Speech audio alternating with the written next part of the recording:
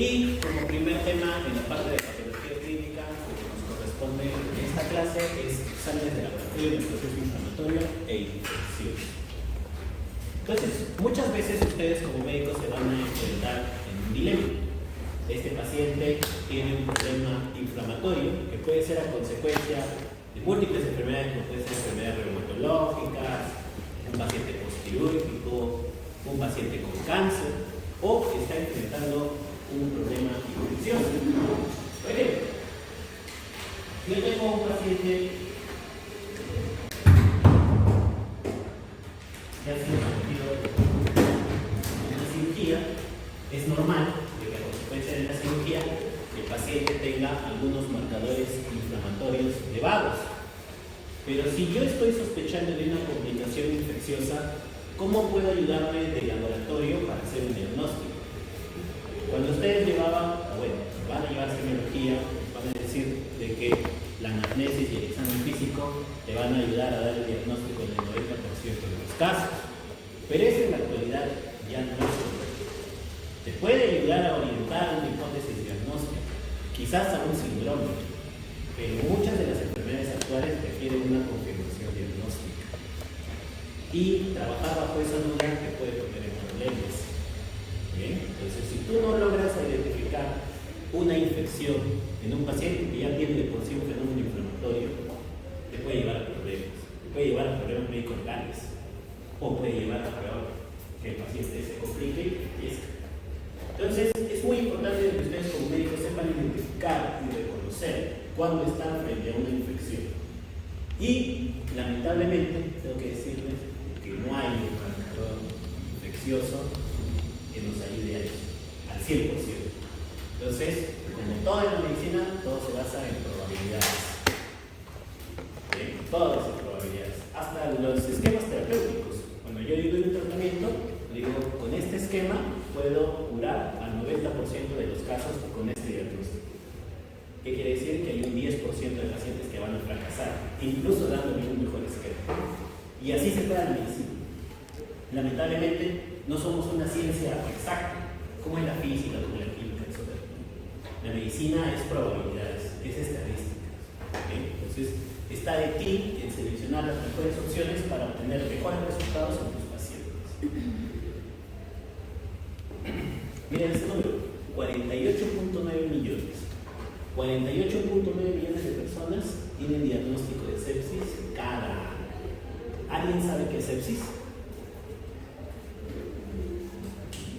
Vamos, deleítenme con sus conocimientos. Sepsis. ¿Alguien ha escuchado lo que es sepsis? ¿Sí? ¿Qué entienden por sepsis? Algo grave. Algo infeccioso. Generalmente nosotros usamos el término sepsis porque estamos hablando de un paciente que tiene una disfunción de órganos a consecuencia de una infección. Pero no es propiamente por la infección que está ocurriendo la disfunción de órganos, sino es por su propio sistema inmunológico. Tengo una bacteria en mi sangre, mi sistema inmunológico trata de erradicarlo. Y en esa intención de erradicarlo, comienza a liberar sustancias inflamatorias que terminan haciendo daño a tus propios órganos. Eso es sepsis. Bien, entonces, lamentablemente, de estos casi 50 millones de personas, al menos 1 de cada 5 van a fallecer por sepsis. Y si tiene shock séptico, la mortalidad puede ser del 40%. Y si te demoras en darle el tratamiento oportuno, tiene muchas disfunciones orgánicas, la mortalidad puede ser del 80 o 90%. Entonces estamos frente a una enfermedad que es muy frecuente y que es muy grave. Y además de que el paciente ya tenga sepsis de por sí, si tú te equivocas en identificarlo y si tú te equivocas en dar el tratamiento correcto, por cada hora que pase este paciente si tiene shock séptico, tú le disminuyes la supervivencia un 7%. Entonces, no solo se trata de identificarlo correctamente, sino tratarlo adecuadamente y de forma temprana. La sepsis es una emergencia médica. Es tanto así que ahora, incluso en la ambulancia, cuando se tiene un paciente con sospecha de sepsis, ya se le debería dar antibióticos. A ese extremo llega el diagnóstico de sepsis. definición. Esta es la tercera definición que tiene la sepsis desde la concepción de todo este síndrome que es la sepsis, y es la disfunción orgánica potencialmente mortal que es causada por una respuesta desregulada del propio huésped ante un agente infeccioso. O sea, no es el propio bicho el que te está haciendo la disfunción de los órganos. A veces lo hace. Hay algunos microorganismos que son sumamente virulentos, como un estafilococo aureus, una pseudomonas aeruginosa, que tienen toxinas y que pueden hacer daño directo. Pero en la sepsis es tu propio sistema inmunológico el que está ocasionando esto. Entonces, estás ante un estado inflamatorio, a veces un estado hiperinflamatorio. ¿Cómo diferencias la inflamación de una infección? Yo puedo tener disfunción de órganos sin infección. Sí. Puedo tener un paciente, por ejemplo, con una pancreatitis, un paciente gran quemado, un paciente postquirúrgico, un TEC. El paciente puede tener disfunción de órganos sin necesidad de tener la infección. Y tengo que saber reconocerlos porque el manejo es distinto. Y a propósito de la sepsis, esta semana, creo que ha sido el día lunes, ha salido el nuevo artículo de sepsis, ¿no? De la nueva campaña de supervivencia de la sepsis. No ha cambiado mucho. ¿Bien? Hay algunas cosas que son más contundentes, el tema de los fluidos, el tema de los antibióticos se ha vuelto un poco más consolidado. Esta es una lectura obligatoria para todo estudiante de medicina, ¿bien? Porque independientemente de la especialidad que ustedes elijan, van a ver sepsis. Así seas oftalmólogo, así seas un psiquiatra, quizás el patólogo, el anátomo patólogo. Y cuando nosotros hablamos de disfunción de órganos, ¿qué órganos se te vienen a la mente? Tienen que ser los órganos más valiosos. ¿Cuáles son esos órganos? Cerebro, corazón. ¿Cómo medimos la disfunción de órganos en el caso de la sepsis? En la actualidad, la definición más amplia y más extensa es definirlo con el score de SOFA. ¿Qué es este score? Que el año pasado ha recibido una actualización.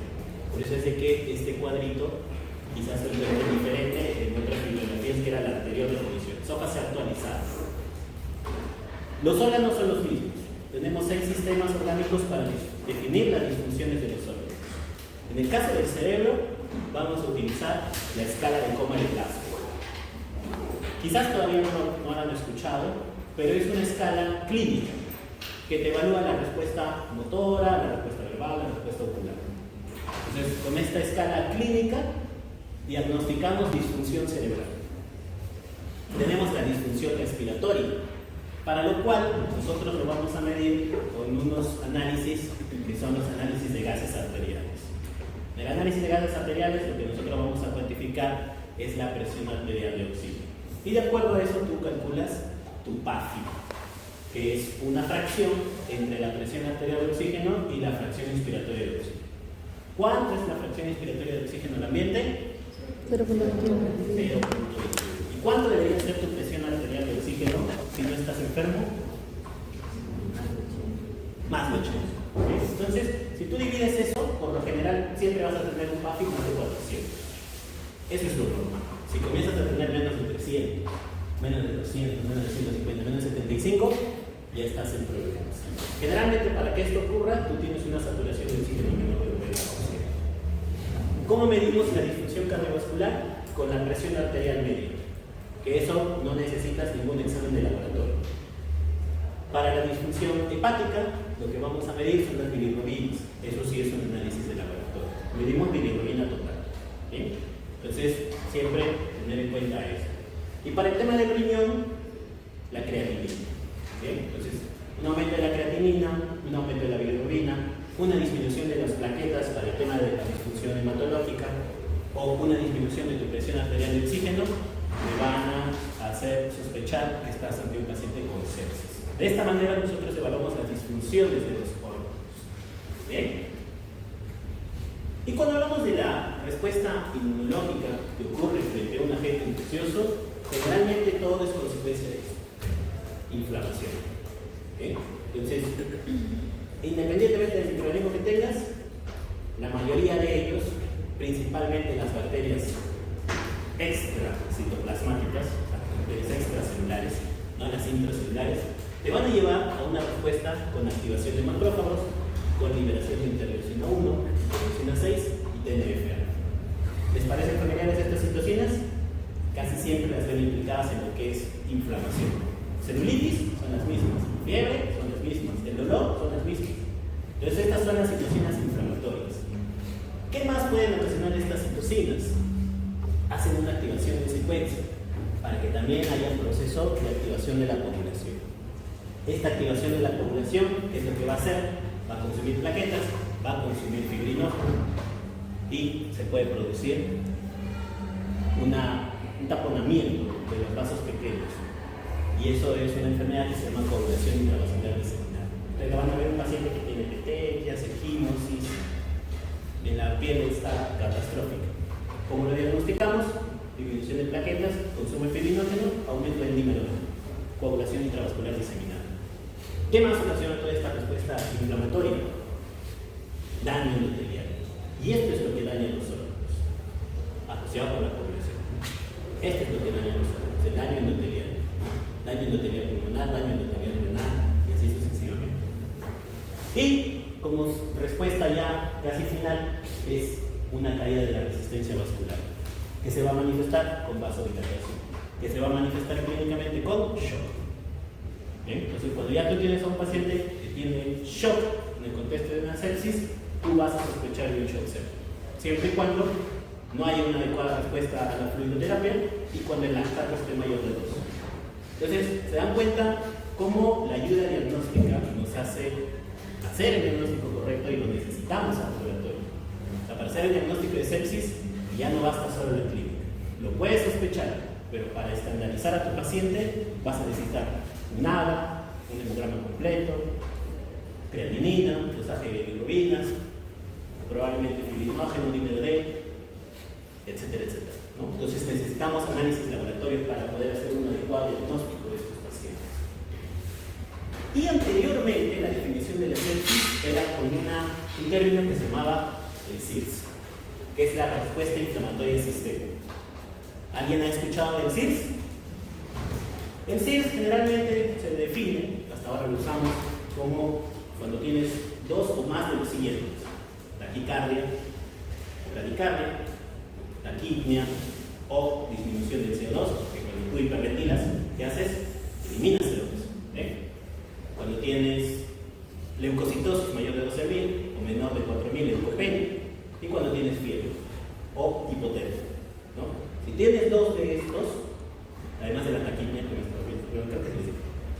si tienes dos de estos, pues, y tenías una presunción diagnóstica de una infección, por ejemplo, yo estaba con tos, con esputo hematórico, gotoflema, tengo dolor de pecho y desaturo, y tengo taquicardia y taquimia, eso anteriormente se denominaba sepsis. ¿Muy bien? ¿Cuál es el problema? Si a la doctora le da una faringitis y hace fiebre, ¿cómo va a estar su frecuencia cardíaca? Alta. ¿Y cómo va a estar su temperatura? Alta. Y pero solo tiene una faringitis, ¿no? Entonces ese era el problema del CIRS. Antes la definición de la sepsis sobrediagnosticaba. Ella tenía solo una faringitis, solo necesitaba su paracetamol. Pero si aplicábamos la definición de la sepsis y había un médico que decía, uy, no, está séptica, le tendría que poner sonda Foley, sonda nasogástrica, fluidos, 30 mililitros por kilo, antibióticos dentro de la primera hora, tomar el cultivo y todo lo que yo presumo, se sobrediagnosticaba. ¿Sí? Entonces, en la actualidad esa definición ya no se usa. ¿Sí? ¿Cómo diagnosticamos la sepsis en la actualidad? Con SOFA. ¿Cuál es el problema del SOFA? Que necesitas laboratorio. Y no siempre vas a tener laboratorio. Si ustedes se van a hacer un serum, o están en un lugar alejado, no tienen eso. Se van a boca de arriba nada más. No tienen ayuda de médico. ¿No? Entonces, se complica. Y tenemos que encontrar un trance de estos dos. Y ahí está la pesquisa médica, o sea, la sospecha diagnóstica y el manejo de ustedes. Ahí también están algunos análisis de laboratorio, como la procalcitonía. Ya cuando tú tienes un lactato más de 2, ya te está diciendo de que hay un daño, ¿no? Hay hipoperfusión de tejidos. ya hay daño que hizo nada. Y estos son quizás la cinética de los principales marcadores inflamatorios infecciosos. Tenemos al interleucina 6, que es uno de los más precoces, viene que se eleva incluso a las primeras 2 horas del estímulo infeccioso. Pero ¿cuál es su problema? Que tiene una cinética muy corta, ¿no? Entonces, si ya no hay un siguiente estímulo que lo esté produciendo, tú podrías tener falsos negativos. Por otro lado, tenemos a la procalcitonina, que comienza a elevarse entre las 6 a 12 horas del estímulo infeccioso. Y tiene una cinética también de 24 a 36 horas. Entonces, ¿qué quiere decir esto? Si la infección ya no está activa, la procalcitonina se deja de producir.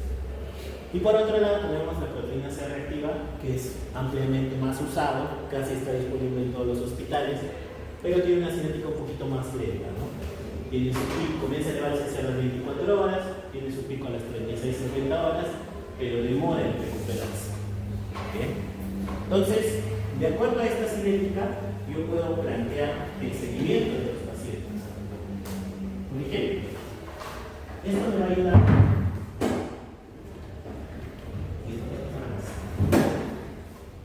Esto me va a ayudar, por ejemplo, ¿cómo sé que estoy dando el antibiótico correcto? La respuesta clínica, definitivamente. Si yo tengo un paciente que mis marcadores inflamatorios bajan, pero el paciente está mal, probablemente esté equivocado. Pero si estoy yendo bien, ¿cómo yo sé que mi antibiótico es el correcto? Y algunos marcadores inflamatorios te pueden ayudar a eso.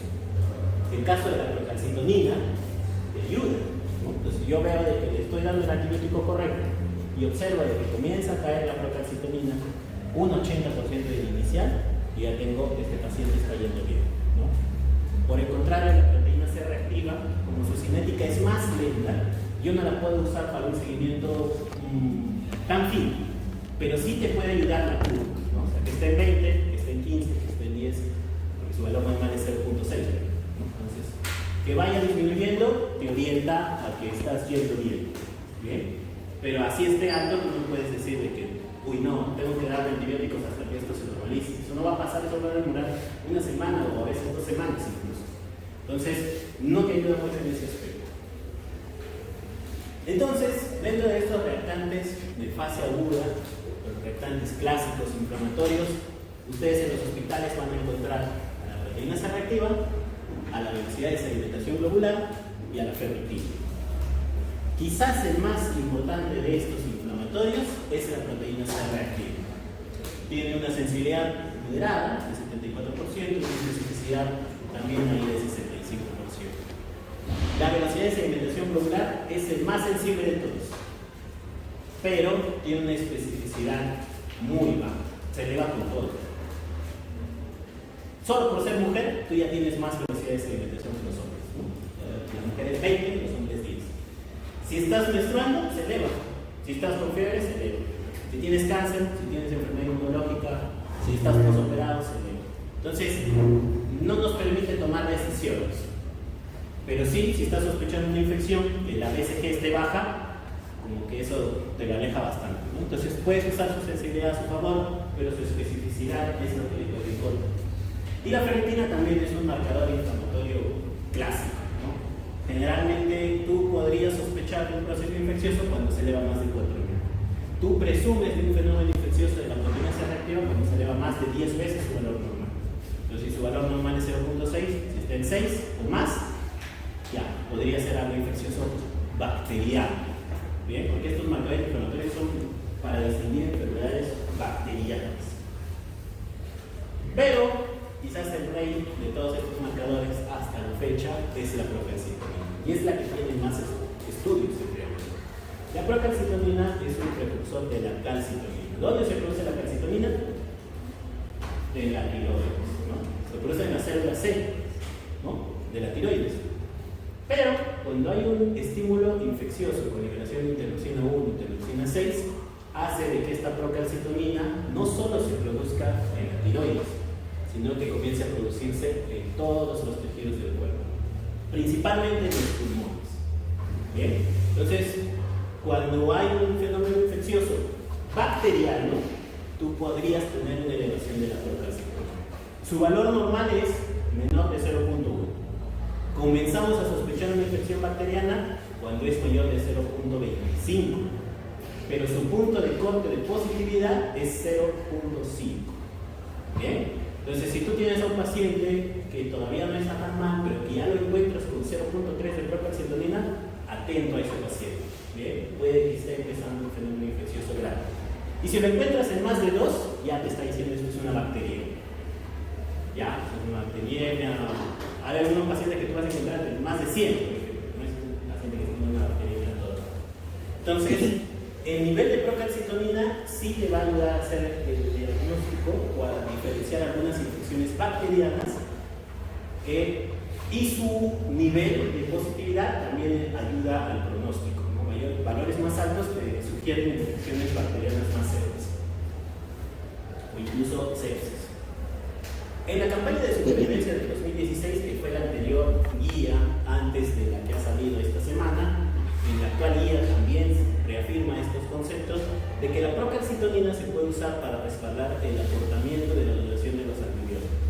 Bien, y también se puede usar para suspender los antibióticos en el caso de que tú hayas iniciado antibióticos con sospecha de sepsis y que las investigaciones posteriores te sugieran que no se trata de un fenómeno infeccioso.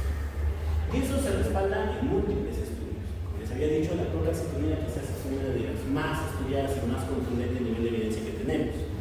Como pueden ver, en múltiples estudios, algunos son estudios prospectivos, otros son típicos ensayos clínicos, siempre la mortalidad no se afecta cuando tú comparas la procalcitonina con los controles.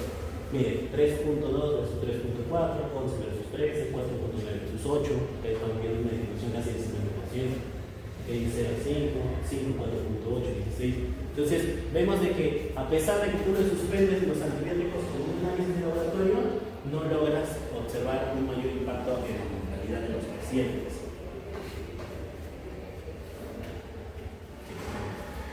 Este quizás es uno de los ensayos clínicos más importantes que se han hecho con procalcitonina. Fue publicada en la revista Lancet Infectious Disease. Y lo que observamos es de que la duración de tratamiento de los pacientes que se guiaron con la procalcitonina, es decir, una disminución del 80% o que se negativice a menos de 0.5, el tiempo de antibiótico-terapia fue de 5 días por el grupo guiado por procalcitonina versus 7 días en el grupo estándar. ¿Sí saben lo que es un valor de P, verdad? ¿Han visto alguna vez? ¿El valor de P? El valor de P es para medir de significancia estadística. ¿Ya? Cuando tú tienes un P menor de 0.05, te dice de que estas diferencias son estadísticamente significativas. ¿Bien? Entonces, cuando ustedes van a leer a partir de ahora manuscritos científicos, cuando ustedes quieran ver si algo realmente tiene un impacto, nosotros lo medimos con la significancia estadística. Unas es el valor de P, otros son los intervalos de confianza. ¿Ya? Por ejemplo, lo voy a enseñar con el tema de la mortalidad. ¿Ya? Entonces, aquí vemos de que el valor de P fue estadísticamente significativo. O sea, hubieron diferencias en el tema de la duración del tratamiento. En la mortalidad también, miren, 19.6 versus 25% fue estadísticamente significativo, pero los pacientes tuvieron más reinfecciones, 5% en el grupo de procalcitonina y 2.9% en el grupo de cuidado estándar, ¿no? Entonces, se mueren menos, tienes un ahorro en el tiempo de antibiótico, pero existe la posibilidad de que el paciente reingrese al hospital. Que tú eliges. Ahora, esta procalcitonina les dije de que podría aumentarse su producción cuando hay fenómenos infecciosos, pero eso va a depender también de qué tipo de fenómeno infeccioso tenemos. ¿Bien? Entonces, por ejemplo, este es su valor en una infección viral. Puede ir desde el 1 del PCR hasta el 30, hasta más de 30. Entonces, es indistinto. En una infección viral no me sirve para el seguimiento. En una infección pulmonar, más o menos. Una pielonefritis, como que se está jalando más al grupo de las partes bacterianas. En las neumonías sí, la PCR se eleva. En infecciones otorrinolaringales casi nada, es indistinto entre infección o no infección. Y en pacientes con sepsis de tipo meningitis también era como que un desplazamiento hacia la parte infecciosa bacteriana, o sea, hacia elevarse. Por el contrario, la procalcitonina en las infecciones virales no se eleva, en las infecciones urinarias bajas no se suele elevar, se eleva muy poco. En las pielonefritis sí puede llegar a elevarse en algunos pacientes. En la neumonía casi siempre se eleva, miren, casi siempre. Infecciones otorrinolaringológicas casi nada, y en las meningitis sí. Entonces, ¿qué pueden sacar de conclusión de esto? La procalcitonina te puede ayudar con el pronóstico, con el diagnóstico de enfermedades infecciosas, pero no de todas. Básicamente te va a ayudar en las neumonías, en las meningitis, en las bacterianas y en los pacientes con sepsis. Bien, si yo tengo una ITU y tiene procalcitonina normal, la procalcitonina no me descarta de ser una infección. Igual si tengo una infección de partes blandas, o si tengo una infección intraabdominal. ¿Qué es lo que les quiero decir? Que van a encontrar muchos pacientes que tienen una infección confirmada y su procalcitonina va a ser normal. Y eso no descarta las infecciones. ¿Bien? Entonces la procalcitonina no me sirve para el diagnóstico de infecciones. Simplemente si sale positivo te sugiere que hay una infección, si sale negativo no lo descarta. Y es por eso de que no lo debemos usar como diagnóstico.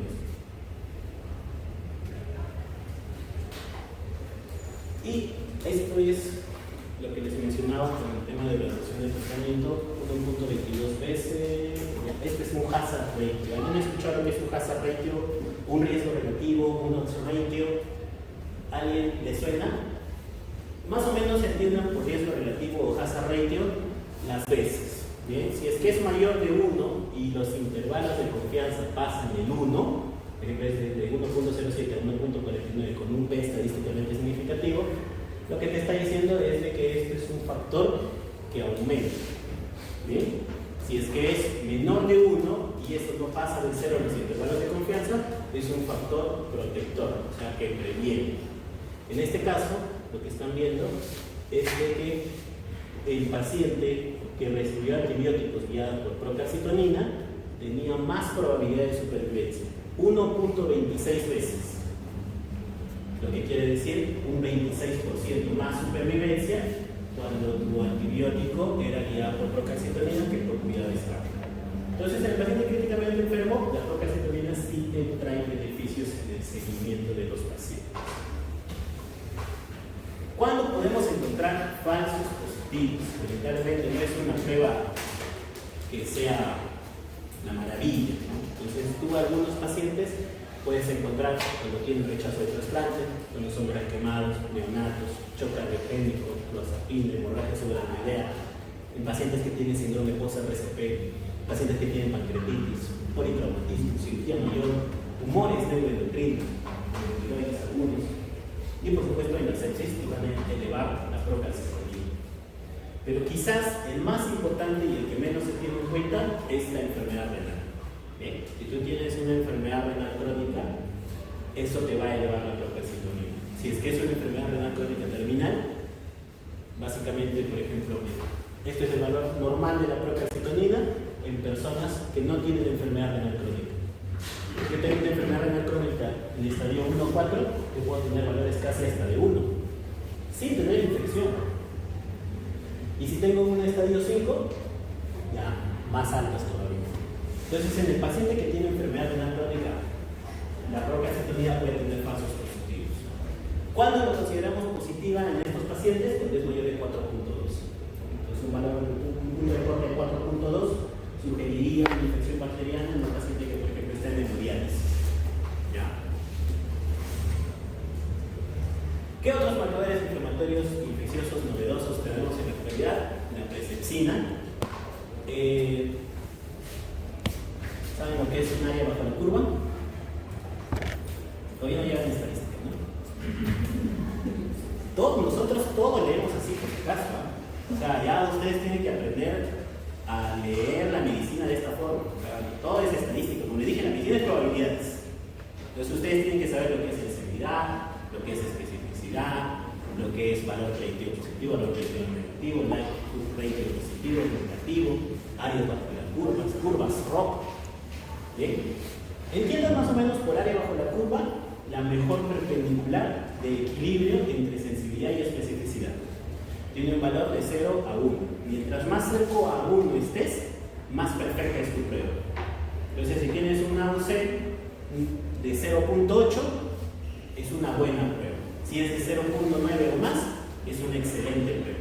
Si está entre 0.7 y 0.8, es una prueba moderada. Si es que está menos de 0.7, probablemente es una prueba que va a fracasar. Bien, entonces, más o menos de esa manera oriéntense con el AUC. La precepcina, por ejemplo, es un examen que tiene un umbral crítico de más de 946. Es útil para guiar terapias cortas, tiene una vida media muy corta de 2 horas, pero su AUC es de 0.78 a 0.88, más o menos. Por otro lado, tenemos el índice CD64 en los neutrófilos, que sí tiene un AUC casi perfecto, de 0.94. Tiene una sensibilidad en algunos estudios de 88%, especificidad de 88%. Es el marcador más temprano y más preciso para diagnosticar infecciones bacterianas graves. Bien. Y luego tenemos el Strep 1, que tiene una sensibilidad aproximadamente de un 80-85%. Como pueden ver, su AUC no es muy óptimo, pero si comparan la procalcitonina, está por aquí. Entonces, cuando ustedes comparen pruebas diagnósticas, ¿cuál es la mejor prueba para diagnosticar pancreatitis? Siempre revisen cómo está su AUC, el AUC, ¿bien? El área bajo la curva de esta carga. Ahora, cuando nosotros tenemos un fenómeno infeccioso, no basta solo con determinar la carga infecciosa y hacer el diagnóstico de infección, sino también predecir a aquellos pacientes que van a ser fallo grande. Y tenemos, por suerte, algunos marcadores de daño ocular. Estos quizás son los marcadores más tempranos de daño endotelial. Bien. Siempre en el fenómeno de la sepsis, ustedes van a ver el término de shock microcirculatorio y daño endotelial. Y mientras más temprano tú detectes a estos pacientes que ya tienen daño endotelial, más temprano tú puedes prevenir a un paciente que entre en un estado de sepsis o de shock sepsis. Es un paciente que tú deberías tener más énfasis. ¿Okay? Entonces tenemos el marcador, por ejemplo, el PAI-1, tenemos la proteína C, que no es la proteína C reactiva, y tenemos el SM1, que es el hemocampo. Ninguna de estas pruebas están disponibles en el Perú. Así que, por el momento, siguen siendo solo de estudio. Y cuando queremos hacer el fenotipado, por ejemplo, saber, oye, ¿cómo sé si este paciente me va a hacer una disfunción cardíaca? Le puedo pedir el peptidonatiológico auricular, ¿no? El PRO-DMP. Esa prueba sí hay, ¿no? En la mayoría de hospitales lo tenemos. Entonces, cuando hay un estrés agudo miocárdico, un valor de más de 3.270 te va a predecir una disfunción cardíaca. Para el tema del cerebro tenemos el SCMB, no disponible en Perú todavía, pero es una prueba que te puede predecir fuertemente el delirio séptico, o sea, pacientes que van a ir a delirio. Y eso es importante porque, por ejemplo, yo cuando entro un paciente entra en shock séptico, tengo que intubarlo y tengo que ventilar. Entonces, hay algunos medicamentos que se asocian con más delirio, por ejemplo, el midazolam, el fentanilo, que es lo que usamos como estándar. Si este paciente tendría este marcador positivo, probablemente este paciente es candidato a remifentanilo, evitar el propofol, etc. Y para el riñón, tenemos el PIN2, tenemos el UNGAN, el SUPAR, ninguno de esos marcadores disponibles en Perú tampoco. ¿Sí? Entonces, lamentablemente, seguimos el diagnóstico de la falla orgánica cuando ya está instalada, o sea, cuando ya se produjo. Y siempre esto es el problema, ¿no? Por ejemplo, si yo tengo un paciente, como les había comentado al inicio, tiene un trauma, un accidente de tránsito. Ese paciente yo le tomo su PCR y va a salir en 200. Le tomo los leucocitos y tiene 23.000 leucocitos. Tiene desviación a la izquierda. Pero esa respuesta inflamatoria puede ser por el trauma. Igual con el pancreatitis, un paciente gran quemado, un paciente postquirúrgico. Ustedes van a encontrar ese enfermedad. Generalmente, cuando tú tienes a un paciente que tiene fiebre, que tiene leucocitosis, que tiene PCR alta, tú vas a pensar en un fenómeno infeccioso. Y está bien, es lo más probable, pero también existen otras causas no infecciosas que te pueden hacer eso. Pacientes con autoinmunidad, por ejemplo, yo tengo un paciente con lupus, te puede hacer leucopenia, te puede hacer elevación de la PCR, te puede hacer disfunción de órganos, el propio lupus. Y tú puedes seguir dando antibióticos, ¿por qué no mejora en el paciente. Tiene lupus, no tiene antibiótico, necesita corticoides, ¿no? Y también la falla renal te puede elevar algunos marcadores, como la procalcitonina. Entonces siempre hay que tener en cuenta eso. A veces tienes un paciente que tiene todo el fenómeno, le tomaste procalcitonina, se elevó y dices, una infección. Le salió la procalcitonina en 2, pero no te diste cuenta que tenía la creatinina en 3.5. Entonces eso era un falso positivo. Entonces, siempre que nosotros tengamos un paciente que tiene un fenómeno inflamatorio, lo primero es hacer un diagnóstico temprano, evaluar siempre la severidad. Para evaluar la severidad vemos la disfunción de órganos con escala de Sofa. Tenemos que hacer algunos análisis basales para diagnosticar la inflamación o la infección. Puede ser PCR, puede ser procalcitonina, presepsina o interleucina 6, de acuerdo a la disposición de lo que tú tengas en tu laboratorio. En mi laboratorio tengo PCR y procalcitonina. PSG también. Luego hacer el fenotipado de los órganos, que esto es un escenario ideal. Tienes un paciente con una infección, todavía no está en sepsis, pero yo ya quiero saber si es que este paciente tiene riesgo de hacer disfunción orgánica. Le puedo mapear los predictores de daño orgánico. Yo tengo el fibrete, el PCCB, el SOPAR para el riñón. Y luego hacer la intervención dirigida, que por lo general es, si tiene un foco abdominal quirúrgico hay que operarlo, si tiene una meningitis hay que hacer reducción lumbar, darle tratamiento antibiótico y así, manejarse de acuerdo al foco. Y por supuesto, el monitoreo dinámico, ¿no? Hay que estar reevaluando constantemente a estos pacientes para ver si están respondiendo a tu terapia antibiótica, si necesitan descalonamiento o si necesitan un descalonamiento terapéutico en cuanto a los antibióticos. Resumen de lo que hemos hablado: diagnóstico de la infección, podemos hacerlo con procalcitonina. Cuando lo sospechamos, mayor de ¿alguien se acuerda? 0.2, ¿no? Entonces a partir de 0.2 comenzamos a sospechar de una infección. 0.5 es el punto de corte, cuando tú dices que es positivo. Más de 2, probablemente estés ante una bacteria.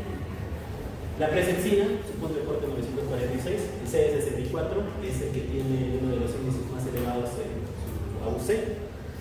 En cuanto a la falla orgánica, si queremos ver el daño endotelial, SMU A1 para el riesgo de coagulación intravascular diseminada, SCB para el daño cerebral, péptido antibiótico proauricular para daño cardíaco. Podemos guiar el escalonamiento terapéutico, o sea, la suspensión de los antibióticos por la procalcitonina, y nunca tratar un número aislado. Siempre hay que tratar de hacer una integración. Si yo tengo un paciente que está estable y tiene procalcitonina alta, pues no voy a pensar que es sepsis y por eso darle antibióticos, ¿no? Y eso es lo que sucede muy a menudo en los hospitales. Esa es una de las principales causas de interconsultas que yo tengo. Un paciente que está estable, pero que tiene leucocitos 13.000 y proteína C reactiva 16. Está alto, ¿no? Entonces me dice, oye, ¿qué hacemos? El paciente está leyendo superior y consiguiendo su casa. Entonces siempre hacer unidad clínica. La ayuda diagnóstica es eso, es ayuda. Generalmente no, muy pocas veces